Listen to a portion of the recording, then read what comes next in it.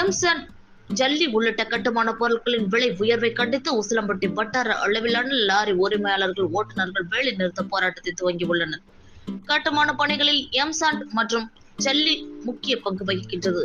இந்த எம்சாண்ட், பீசாண்ட், ஜல்லி உள்ளிட்ட கட்டுமான பொருட்களுக்கு மதுரை, தேனி மாவட்டங்களில் உள்ள குவாரி மற்றும் கிரசர்களில் திடீரென தலா 1000 ரூபாய் வரை விலை உயர்த்தப்பட்டுள்ளது. அதன்படி ஒரு யூனிட் எம்சாண்ட் 3000 தற்போது 4000 ரூபாய்க்கும், பீசாண்ட் 4000 5000 ரூபாய்க்கும், ஜல்லி 2200 3000 ரூபாய்க்கும் என தலா 1000 ரூபாய் வரை விலை உயர்த்தப்பட்டுள்ளது.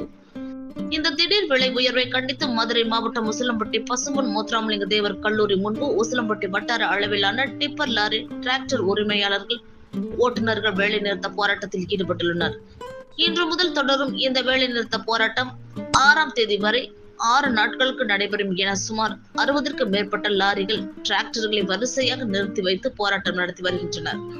மதுரை, தேனி மாவட்டங்களில் பெரும்பாலான பகுதிகளில் கிராமப்புற பகுதி என்பதால் விலை உயர்வு காரணமாக வீடுகளின் கட்டுமான பணி செய்ய முடியாத அளவிற்கு ஒரு யூனிட்டுக்கு தலா 1000 ரூபாய் வரை அதிகப்படியாக உயர்த்தப்பட்டுள்ள இந்த விலை உயர்வை அரசு கவனத்தில் எடுத்துக்கொண்டு கட்டுமான பொருட்களின் விலையை குறைக்க நடவடிக்கை எடுக்க வேண்டும் என கோரிக்கை எழுந்துள்ளது.